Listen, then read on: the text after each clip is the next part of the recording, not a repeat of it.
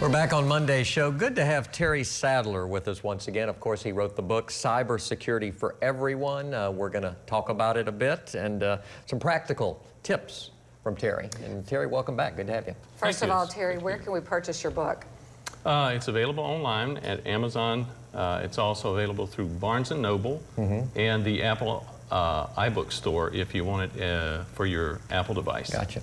So it's very easy to understand, and I love this. You wrote to Francis Yeager, help take a bite, B-Y-T-E. B-Y-T-E. Yeah, out of cybercrime, one computer at a time. Thank you so much. Yes, exactly.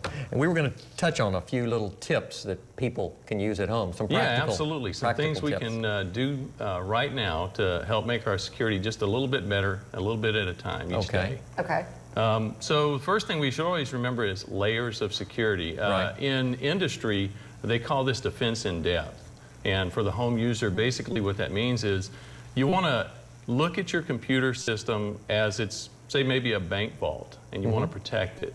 So if you go to a bank and you see how they apply protection, there's layers. You have guards, you've got cameras, you've got doors and lights and everything else like that. Well, we can do the same thing essentially with our computers, and we apply security in layers. So the one thing, obviously, everyone wants to have virus protection software on their computer. That's just one step. Right. Passwords. Passwords are very important, and time and again it's shown that people tend to use very easy passwords. Passwords such as password 1, 2, 3, 4, 5. So we have to break ourselves of that. Of that habit. Yes, exactly. That's a very bad habit. The other things that we can do are having a firewall in place. And a lot of computers today, good to know, they already have firewalls built in. So if you have a home computer, make sure that your firewall on your computer is actually running. You can also start it on your network with your router and have a firewall on your router. And these are all, most of the consumer routers that they're selling today have these built in. We just want to go in and take a look, make sure that they are running and that they're doing what they're supposed to for us. Yeah. So it's just really, it's a mindset, thinking in layers and doing everything you can to protect yourself like that. You know, we see the stories every day. Recently, it was folks filing income tax on the internet and discovering that someone had already filed it in their name. Right. Yeah. So that's a case of identity theft where someone's done that. Right. And it's very important to protect yourself. One of the things with that is just really keeping track of your credit information. Yeah. That's a little bit separate from your cybersecurity, but it's part of it. That's basically one of your layers. So stay abreast with your credit report.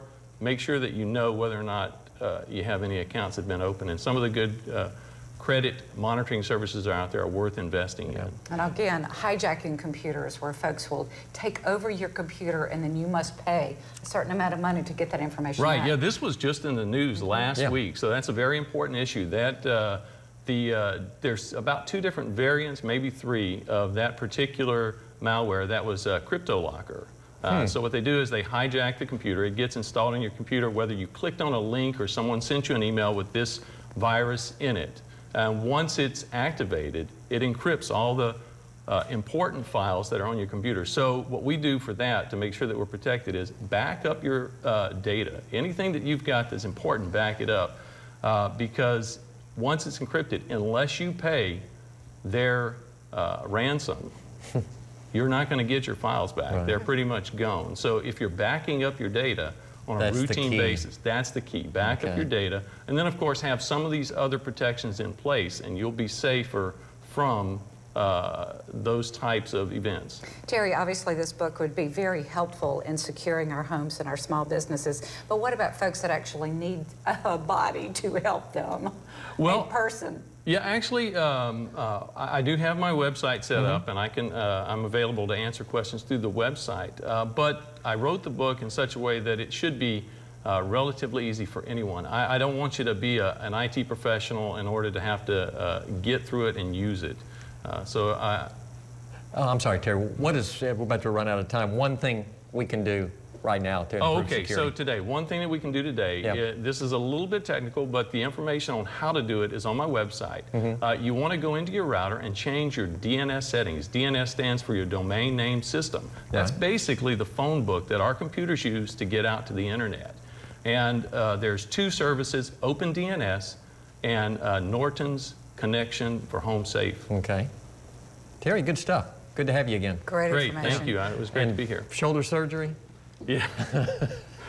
Yeah, it's getting a little bit better, though. There you go. Every day. Good to hear. Tell you what, we'd like to have you back because I know these issues continue. Great information. I mean, we see them on a weekly basis, so great information. Yeah. Thank you for the book. Thank you. You're very welcome. We'll close the show out when we come back. Stay here.